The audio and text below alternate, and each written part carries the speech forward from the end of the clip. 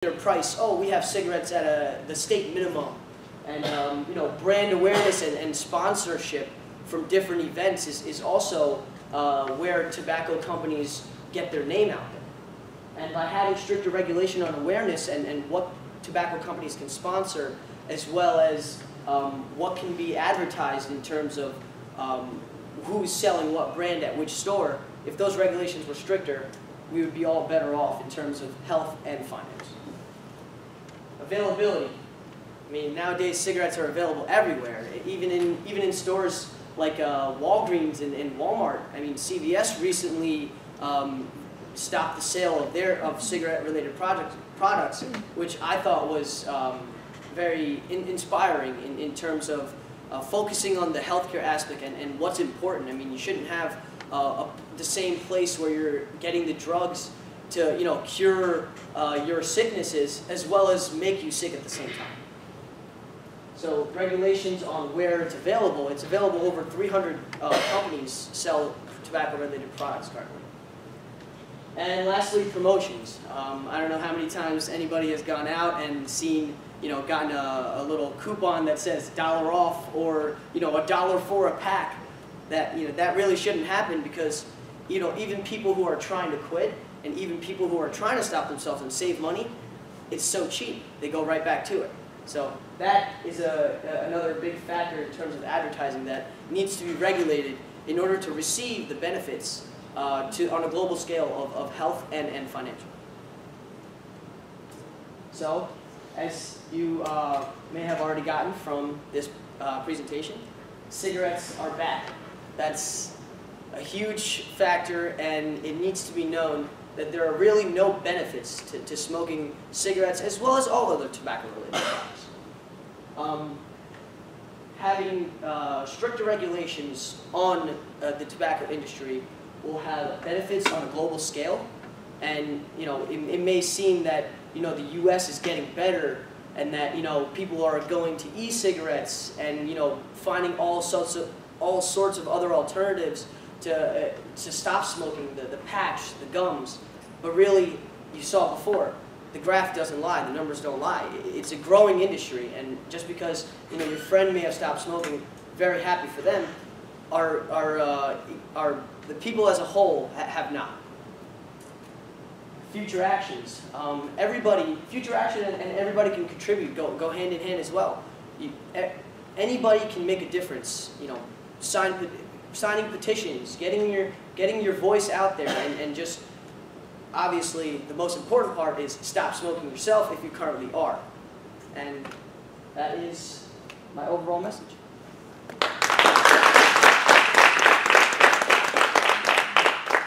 Good job. Awesome. Comments from all? Olga? I think he did a great job. He was engaged with audience. He had constant eye contact. Also, he communicated. He had body communication, and I think he had very strong conclusion. Okay. So good eye contact, good open body language. I thought the conclusion was a little weak, especially the way he drifted off and said overall message. So okay, sorry, that's my overall message.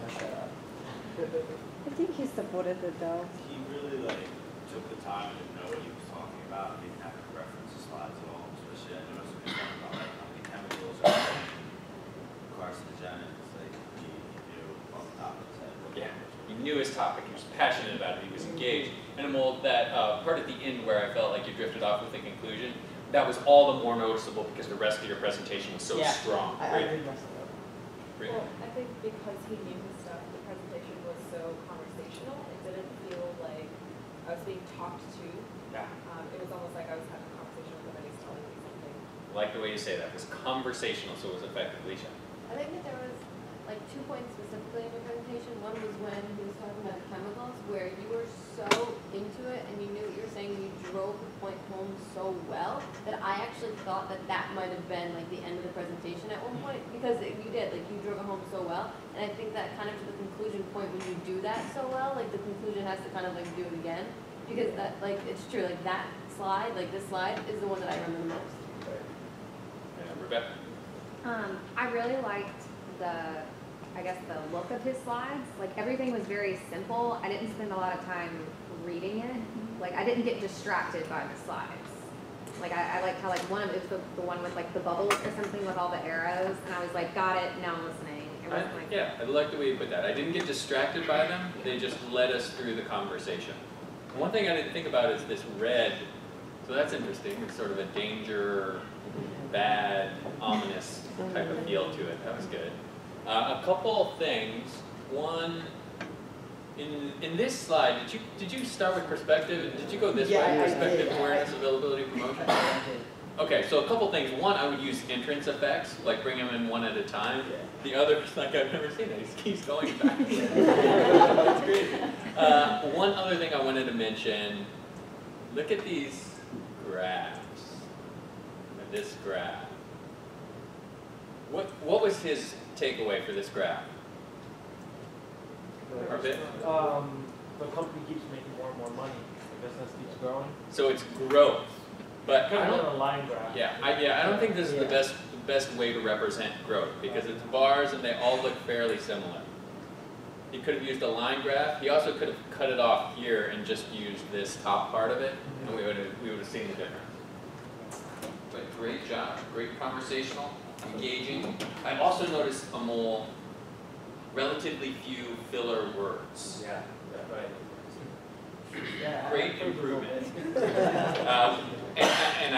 Well, you tell me, what do you think was the difference? How did you? It was just the preparation and confidence. Like when you're talking about something that you know a little bit about, as well as do your own research, you become confident. And you know, I wanted to focus this time on just having a conversation, like people said, rather than actually presenting.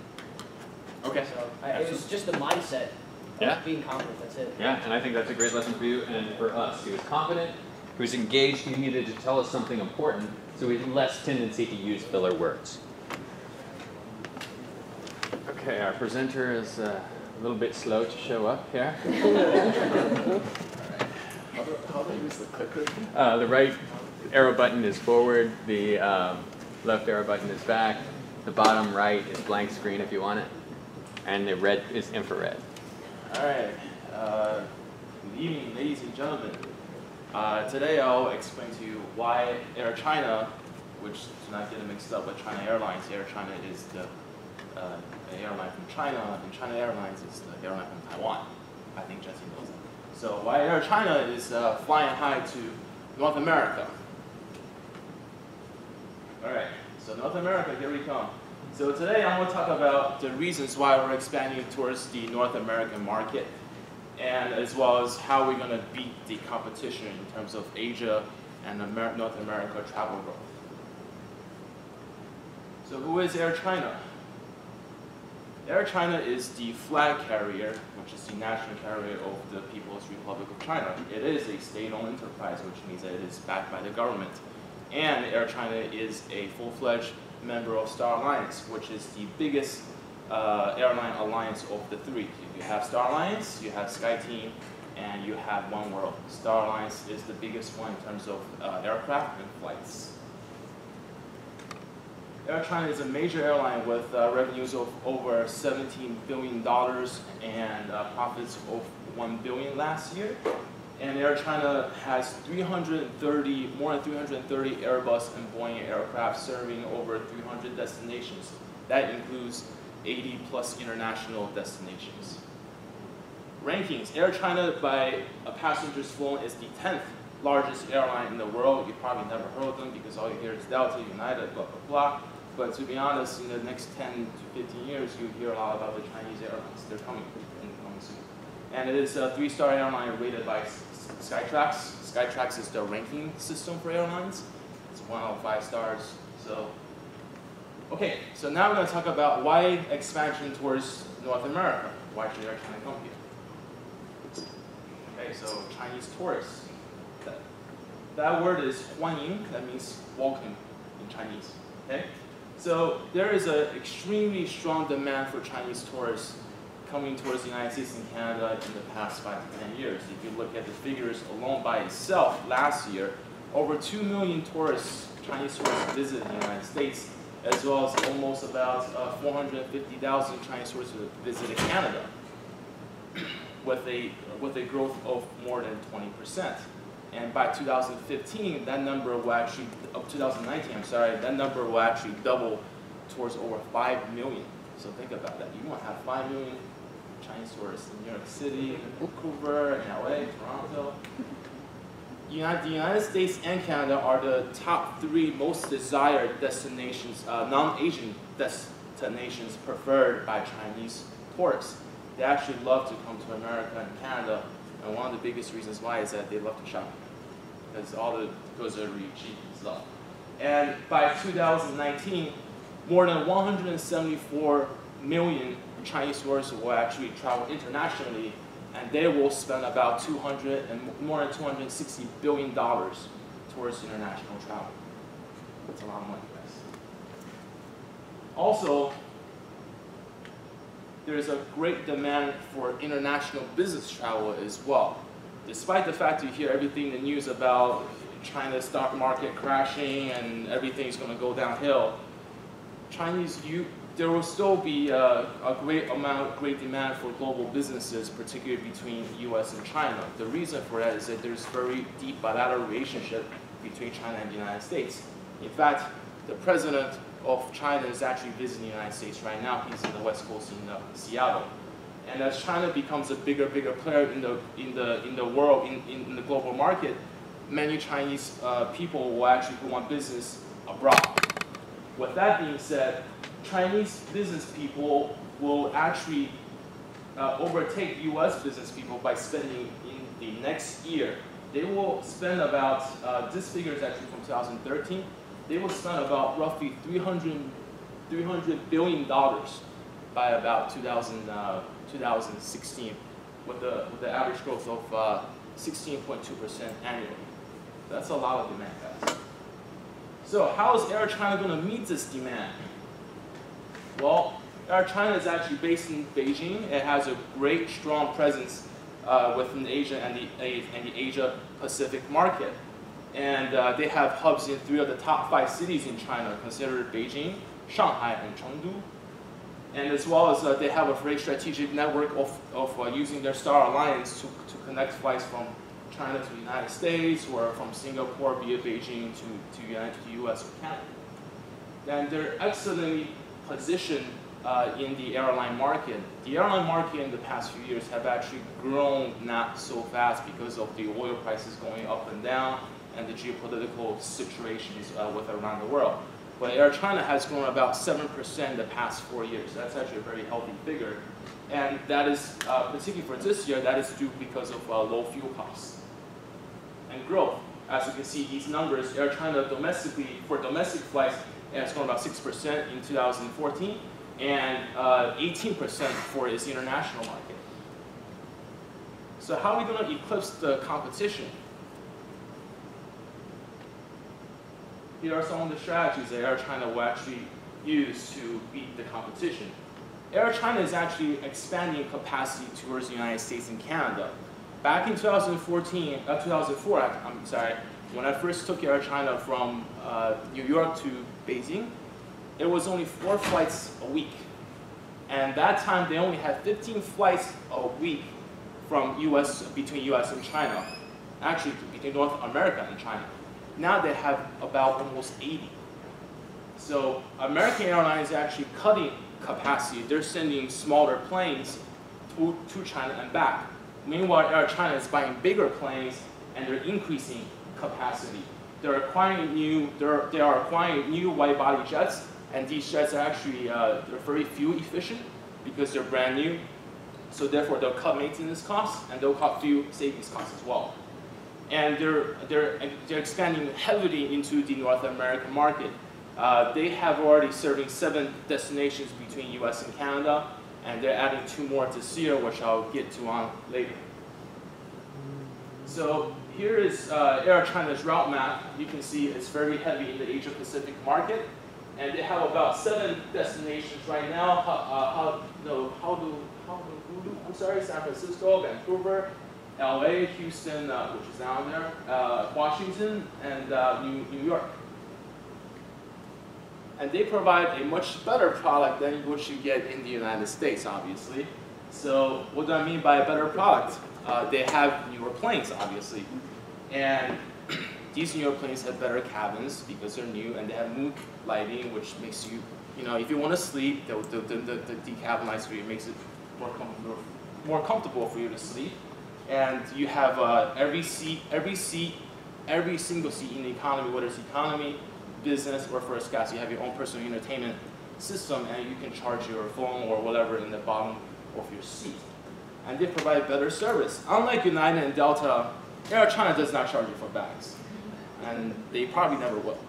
And you can get 2 bags free, whether if you're flying domestic within China or regional, or in the international market. In addition, let's say if a Chinese traveler is traveling towards the United States and he or she has a connecting flight the next day, Air China will actually provide a free overnight hotel in Beijing. And if you actually are coming from the United States to Canada to somewhere, let's say in Singapore or in Hong Kong, and you have a connecting flight the next day, they have a hotel already ready for you, and it's absolutely free. Unlike United or Canada, where I had a personal experience of paying for my own hotel, and that's not what I want. And the last one is Air China. If you're flying business or first class, Air China will actually send you a private car taking you from your house towards the airport, as well as picking you up from that airport and going to wherever you want to go, to your hotel or to your home. So therefore, this is a much better product than what you get in the United States, and it provides an excellent experience when you're on the air as well. So their expansion and their highlights this year, they have replaced their current aircraft with a larger aircraft, which means that they can pack more people into these brand new planes, and these planes are actually brand new.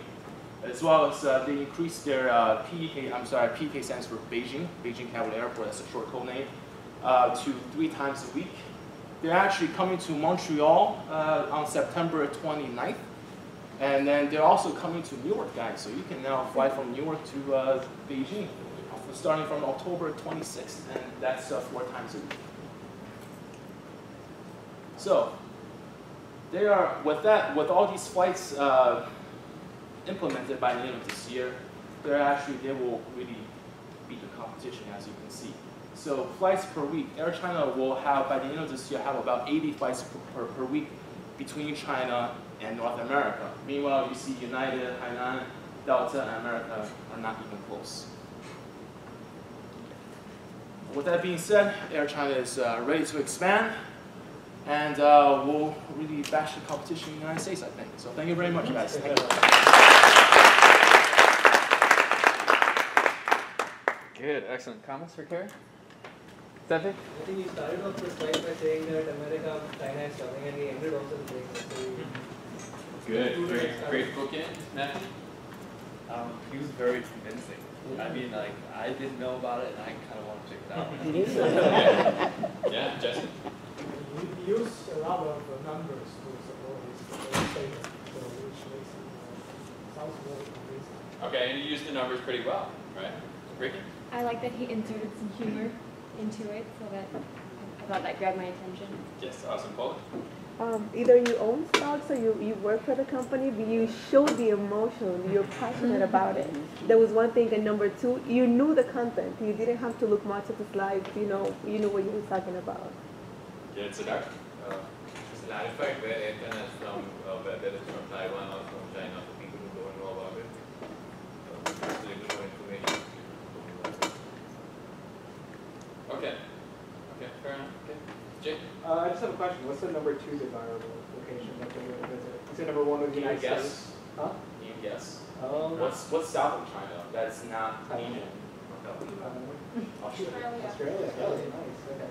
Chinese people tend to go where they have families and immigrants, and we have families in China. I think they're China. Okay. Great speech, great engagement. My main comment I'll make is your use of entrance effects. Did anyone notice what happened there? Have any thoughts on it, Arpit? He had transition throughout his slides, but he didn't use it while he was presenting. He just popped everything up on the slide itself. Yeah. You just said, okay, let me talk about who's coming. One more obvious one. Oh yeah, I noticed this one especially. So the welcome, but he uses the open specs and he puts everything up, and then he starts back at the end. So our attention might be here. I think that would have made a huge difference. It killed the suspense for us, and it would have worked to punctuate where you were in the presentation. And your engagement was so good, that extra punctuation would have helped us follow along. I think that this is such an interesting example of entrance effects. Your combination of a good presentation and the fact that you had them. The only other thing I would say about entrance effects is you could have made these shorter, like one word. Yeah. Okay. So, let's see. Who on this list would like to go right now? Jay.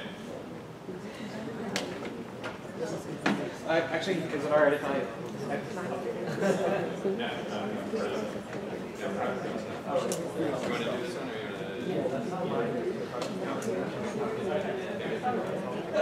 do this one?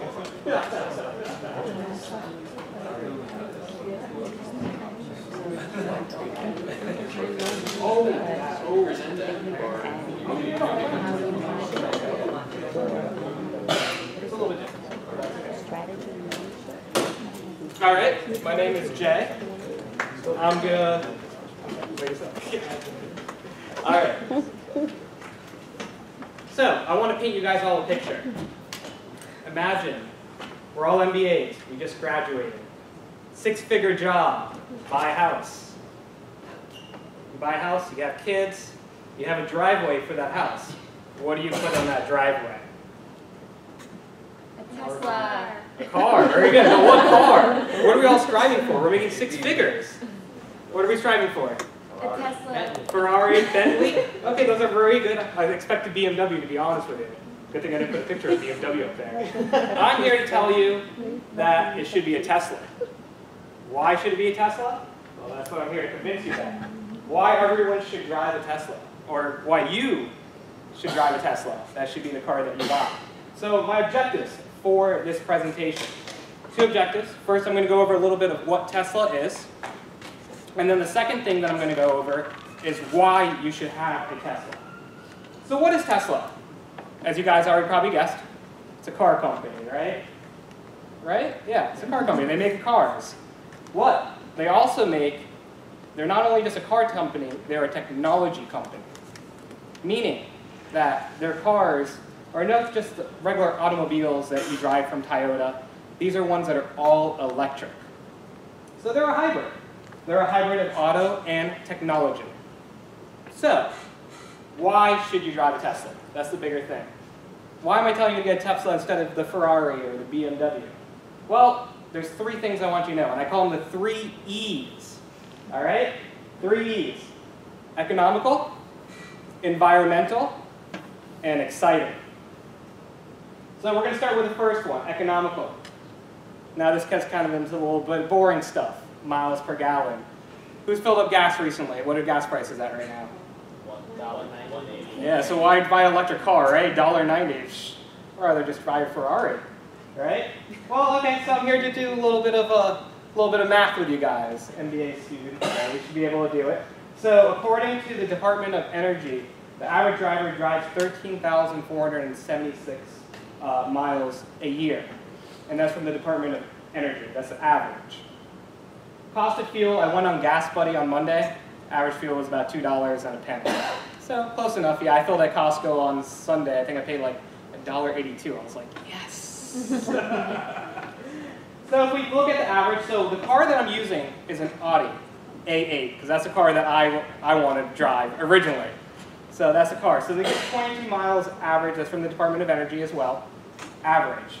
Highway combined, highway and regular road. So the total cost per year, if we do the math, $1,235. Now comes in the Tesla.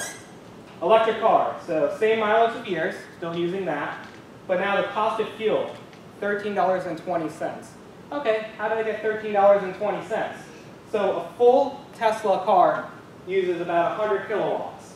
Using PSEG, the one for New Jersey, because we are in New Jersey, that's how much the cost per kilowatt is. So what I did was I just timed both of them together, got 1320. So that gives you 240 miles. So if we do the math, the cost would be $741.18. All right, that looks pretty, but here, how about this?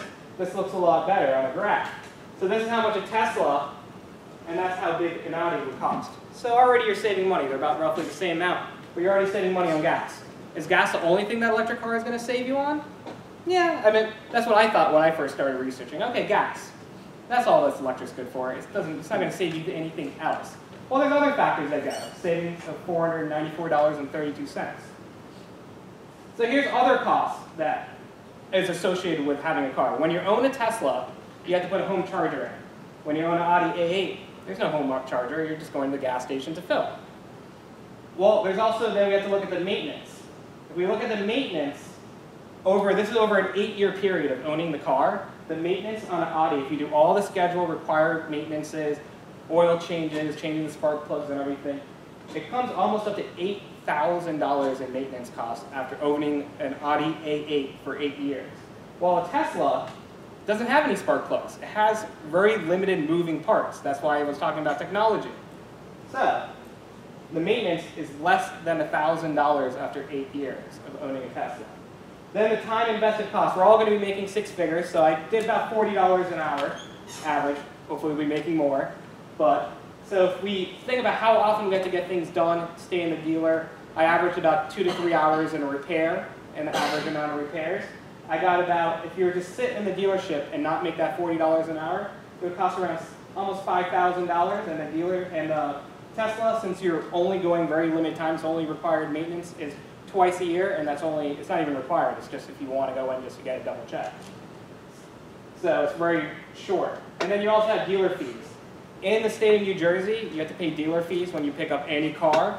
Tesla, they do something a little bit differently. You order from online, and they deliver the car. So there's no dealership fees. You don't have to pay, there's no middleman that you're paying. You're dealing with a company that's building your car.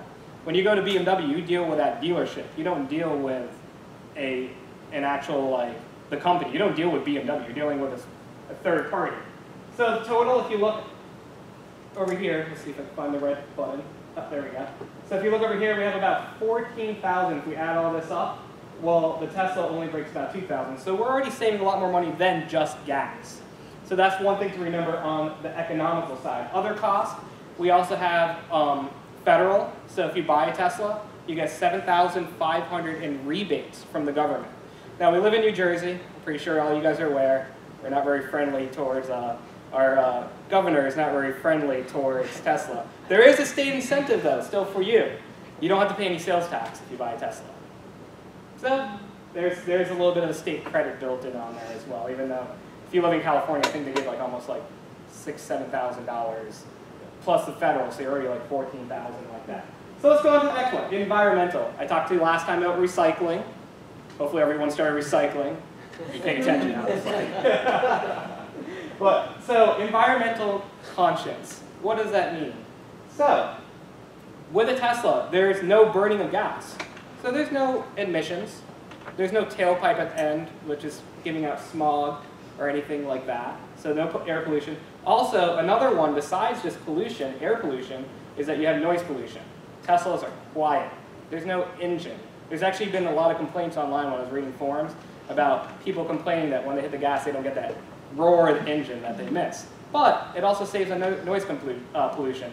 In New York City, the third #1 complaint besides construction and sirens and things like that is car and noise from automobile pollution, noise pollution. That's what came in. All right, so now my most exciting part. It even has the title, exciting. We're now at the exciting phase of the 3 E's. So it's ludicrous facts. Does anyone watch Spaceballs? Has anyone seen Spaceballs here? Thank you, thank you. Okay, so some people know what I'm talking about. For people that don't, in the movie, I actually wanted to play a clip, but I figured it's late night and no one wants to watch a clip of Spaceballs. But there's 3 different speeds when they're trying to, when the Darth Helmet is trying to catch up to the heroes, or the anti-heroes in the film. He has 3 different speeds. Star Wars had light speed, which is the slowest, and then there was faster speed. So this is an exciting company's technology. How fast do you think a Tesla could hit 0 to 60? Electric car, battery. 2.8 seconds? Huh? 2.8. 2.8 seconds, thanks to the ludicrous speed. So, and then this was actually an upgrade. So he started with ridiculous. His next speed, he says, is going to be flat. So he's been doing a Spaceballs analogy. So it's an exciting car. It goes ridiculously or ludicrously fast. All right, so also an exciting. This is a car that has technology. It said it's a technology company, right? Look at that center pad right there. That's technology at its finest. That's a touchscreen pad in your car. Also, they use premium leathers. So besides using technology, and they're always upgrading, as I said, in the speed too. So this is a premium car. You're not just buying, you know, an electric car. You're buying a premium electric car. You're not buying a Prius. It's like, no NBA wants to drive a Prius, right? All right, so in conclusion, what was I talking about? The 3 E's. We have 3 E's, and now I have 3 zeros. Economical. So you save a lot of money. 0 oil changes, and then you also get tax incentives. Environmental. 0 emissions, noise, and pollution. And then for the exciting, 0 to 60 in 2.8 seconds. And those are my references.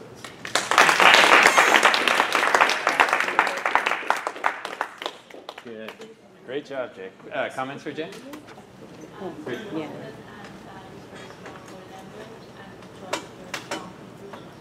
Strong conclusions. Great use of 3 E's and 3 zeros. Fantastic. Come on. I thought he was very confident and talking about a topic you can clearly see he had excitement about, as well as the car.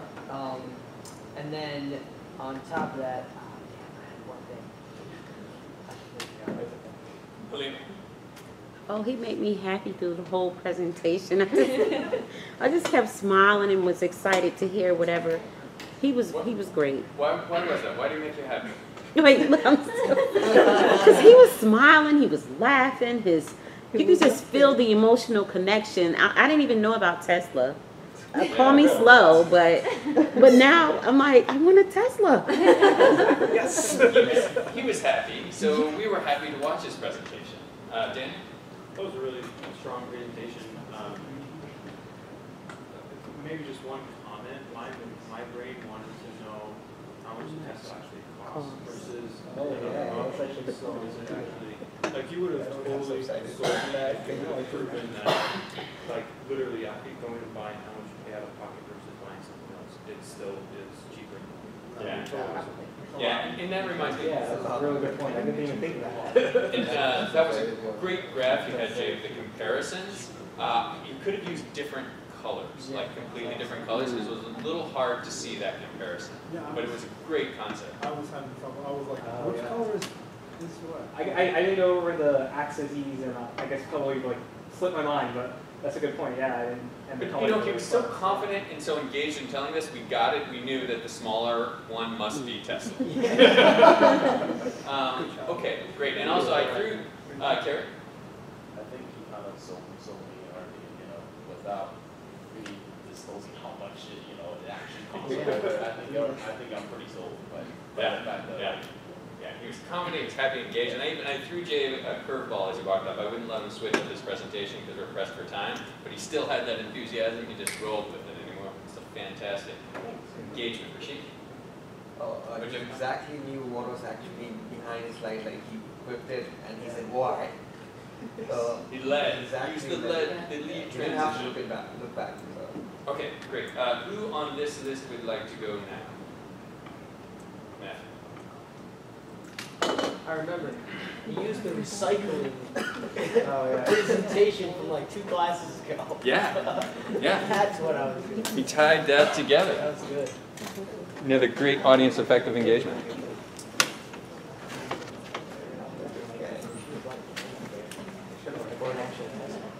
All right, guys. One question. And when you answer, please keep your hands up. Who here is a Giants fan?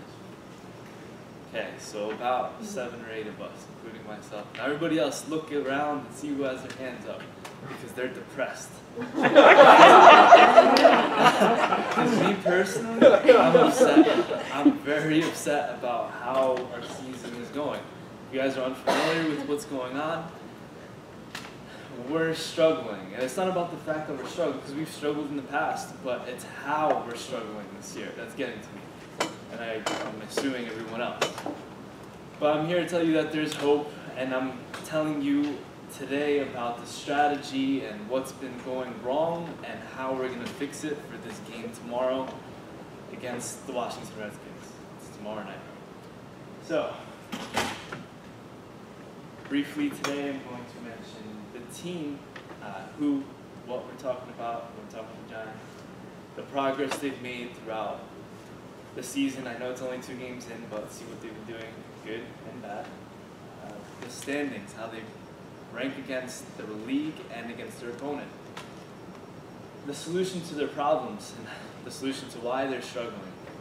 And the game, which I already hinted at when it's going to happen. So who are the Giants? They are an NFL team. So there's 32 teams in the NFL, right? So they're in what's called the NFC East. So there's 2 divisions. No, sorry, there's 2 conferences. There's the NFC, which is the National Football Conference, and then there's the AFC, which is the American Football Conference. And the Giants are in the NFC, and each conference is divided into divisions. So there's 4 divisions per conference, and they're just directions, north, south, east, west. And so the Giants are in the NFC East. New Jersey Stadium. So the New York Giants, but they play in New Jersey, East Rutherford, up in the Meadowlands. The coach is Tom Coughlin. So he's been the coach for over 10 years. I believe it's 11, going into the 12th. And the leaders, the face of the franchise has been Eli Manning for some time now. They have 2 captains, 3 captains actually, but the most important one is the offensive and defensive one, which are Eli Manning on offense and John Beeson on defense, who's their linebacker, tackles a whole bunch of people. So progression or regression. So we don't know if we're moving forward or backward to the Giants this year, or at least not yet. The record is 0-2. They lost their first 2 games. Their losses are against the Atlanta Falcons and the Dallas Cowboys. Now the standings are 0-2. Last in their division, but there's good news. We're tied for last in the division. So with the Philadelphia Eagles, who are also 0-2. What went wrong? There's the consistency. Year in, year out, and even on a game basis, the Giants were never consistent. There's some flashes of brilliance, and then there's flashes of, it looks like they're playing the wrong sport. So it's like, you love them and you hate them. Consistency this season in particular has been staying on the field. Like there's some drives where they have possession and they go in for a score and that's not a problem. And then there's other times where they're maybe 10 seconds into it. So that's what we're trying to fix with consistency. Time management has never really particularly been a problem in the past. It's more so this season because the way they lost. So against the Cowboys in particular, the time management was an issue because they had the ball, instead of picking plays that they were supposed to run out the clock with. So when you run the ball in football and you stay in bounds, the clock runs and it doesn't stop. Otherwise, as opposed to throwing the ball, and if you don't complete the pass and the receiver doesn't stay in bounds, it's an incomplete which stops the clock, and that costed them 40 seconds out of the minute and a half that they had left of the Cowboys game, and the Cowboys took the ball, went down the field, and scored in that time. So it made it cost them that first game. It was more obvious the first game than the second game, but the second game was also an issue against the Falcons. The clutch factor. So Preston Parker, thank God he's gone. So this week, he was a receiver for the Giants. He missed a few, he's had 5 drops in 2 games. 5, some of them are more crucial than others. The Giants saw this. Tom Coughlin, the coach, as I said before, was like, you know, we need a defensive tackle, but we all know it's because he dropped some crucial passes, and he's gone. So hopefully the rest of the team can be more clutch. They can catch the ball when we need them to catch it, and hopefully that will run off some time when they have the lead. Both games had a 10-point lead, and they blew it in the last quarter.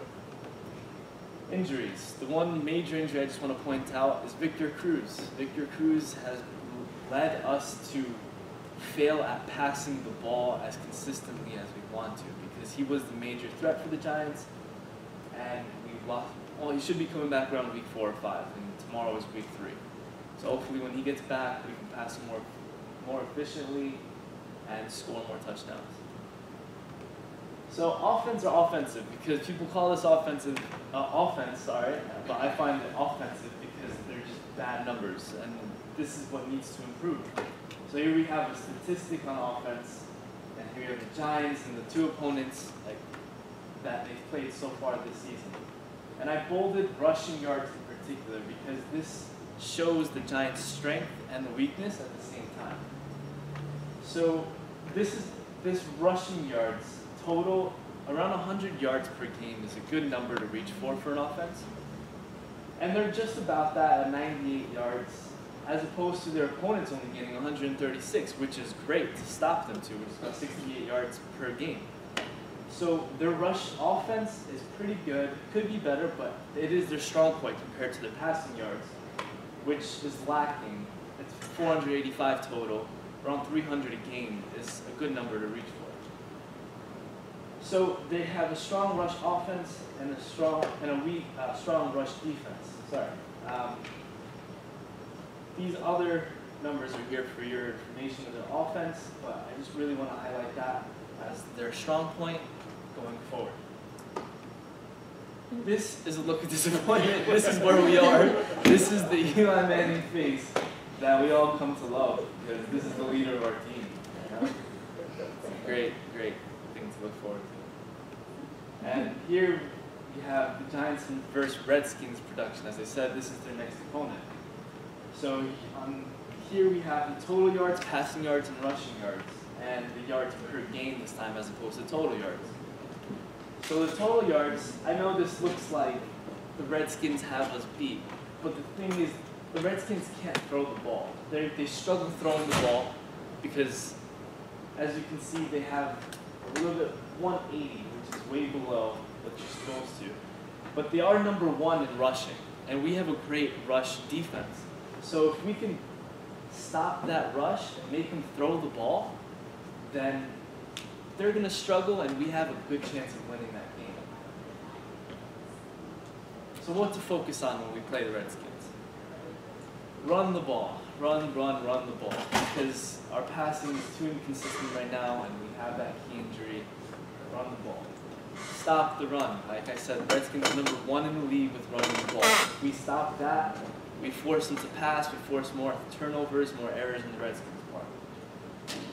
Pass further. The Giants have been too predictable in the sense that they keep it within 10 yards a lot. And even if they don't have the receiver to go downfield, they at least have to threaten the defense to think that they are going to go downfield, so that at least they can spread the field and have more room to run the ball, or when they when they do want to throw the ball short, they're successful at it. And execute the big plays. So we lost the person who's supposedly dropping the ball. So when it comes to the point of wanting to execute those big moments, we actually accomplish it and manage the time. As I said earlier, if we're ahead, let's stay ahead and not make a mental error and not using the clock to our advantage. So this is what I felt like we needed for the win against the Redskins. First off, the 100 yards running. If we can keep the Redskins underneath 100 yards running to their standards, would be an accomplishment for us, because they're averaging 171.5 a game, and less than 100 will make them pass, like I said earlier, and will benefit us. 200 yards passing, that's what they're doing anyway, but let's not mess up and give them more than 200 yards passing. And lastly, 3 touchdowns. We are averaging 2 touchdowns a game. That's not enough in the NFL. We need more points. Tomorrow, 8:25, Meadowlands. That's the game face. This is why we're going to win. We run the ball. We stop the run. We're going to come out with our first win.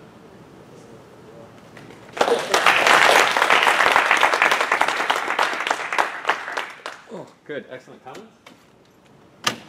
Yes.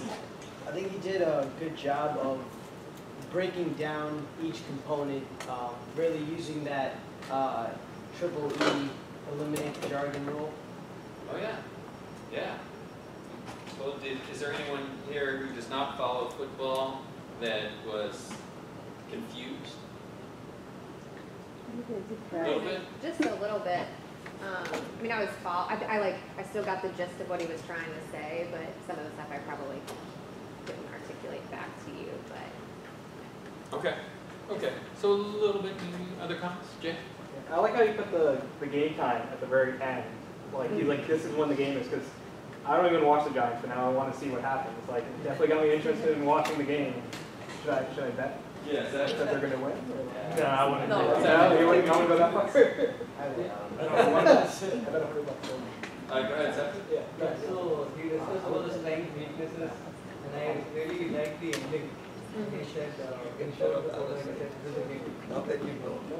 Okay, so you like the ending with this is our win strategy. And he went point by point. If you see in the presentation, he went bullet by bullet.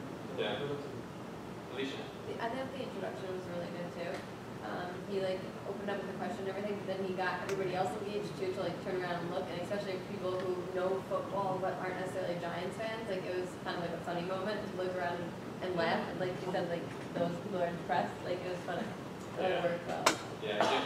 I thought the pacing was good, but he didn't go too fast through everything, especially since some of it people might not know the rules and everything in football. So Good, good. I want to ask, what could he have done with his graphics, these bullet points? Is there anything he could have done to spruce these up? Maybe bold them or bring them in one at a time. Well, I think he did. Brought them in one at a time with entrance effects, right? I kind of thought, I feel like this one in particular, I thought that some sort of graphic, like maybe 4 points that point to the center winning would have worked. There's so many others. I wanted to see if anyone had any thoughts on that. Game time focus, like something that would be loud, that would match the enthusiasm of your presentation.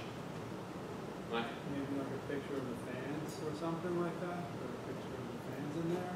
Yeah, or yeah, and I know this wasn't a huge project for you, but maybe like a picture of someone running and then a picture of someone stopping, and these are the keys to the game. You just imagine you're in the locker room getting us fired up with those kind of graphics. But that was just an afterthought. It was effective, and these are good. This is a good presentation of the bullets, but that was one thought I had about it. I think we're going to win. Do I think we're going to win? Yes, yes. We blew 2 10-point leads. Can't have it again. We got rid of the guy that drops the ball. Gary. yeah, I like the fact that he was kind of sad at the beginning of the presentation because all those mishaps that the Giants had in the first 2 games, so kind of showed that passion that has a true Giant fan. All right, great presentations tonight. If you didn't go tonight, you have 3 options. You can present at the end of class, during class time next week, but towards the end. At the end of class 2 weeks from now, or you can not go. That's fine. The grade I explained at the beginning is based on the grading rubric, the animations, the graph. If you followed everything, your grade would be fine. And yeah, great stuff. Thanks for paying attention to everyone else's and benefiting from those takeaways. I'll see you all next week.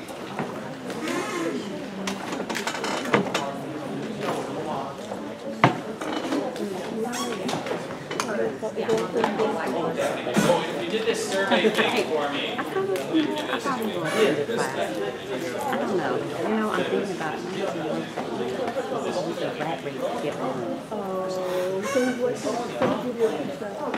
The babysitter, there now. He just did. Yeah. I could probably say by myself that she's really not Well, no, my 13th. oldest.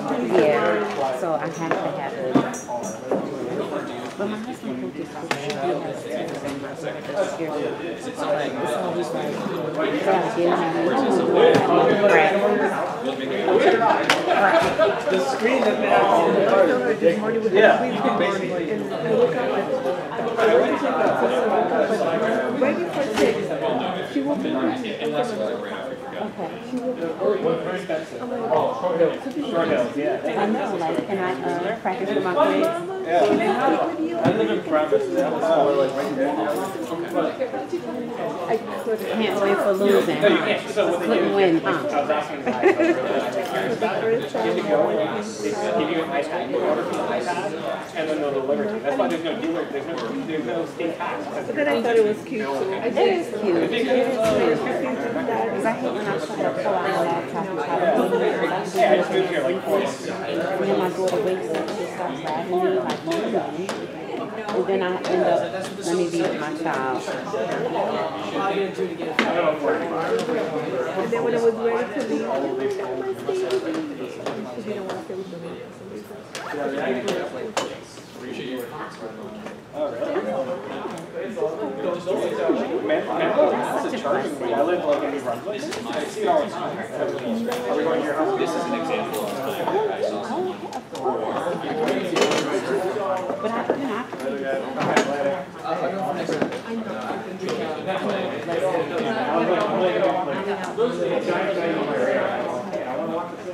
What, you're a Dolphins fan? Huh? Dolphins? Oh man, don't even start with that.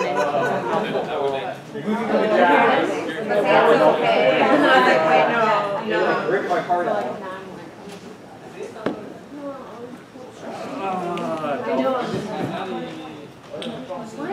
Hey, come on, can you grab a drink? Just grab a drink. We all need a drink. Oh, she was always 7. I can wait. Okay.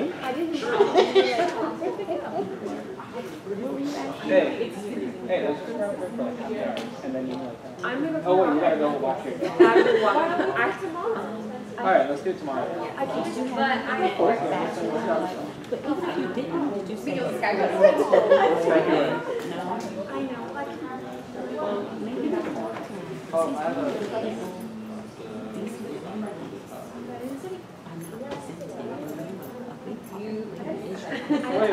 Wait. What do you do? Study.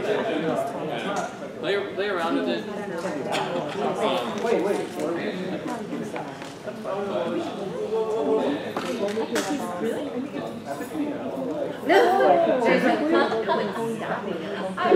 Physically, I would say the barrier. Are you afraid that's in car? Wait, are we doing it tomorrow then? Well, yeah. Are you? We almost have to wait on the light rail anyway. I say we have to wait till like 9:30. Yeah, I don't like that. Then see more because people try and put too much information and try and give too much information. So we followed the 5x3 rule, kept it concise. And that suggestion about visual aids, that was just icing on the cake. No, I couldn't see it. I had used like a lot of more out there things that I should have matched with something you can see. You have a fantasy Just an idea. What's that? You have a fantasy team? No. How do you not have a fantasy team? No time, right? Yeah, I guess I just haven't caught up on that. Maybe I'm out of it. All right, Andy, question? Yes, I had a question. Yes, I submitted presentation via platform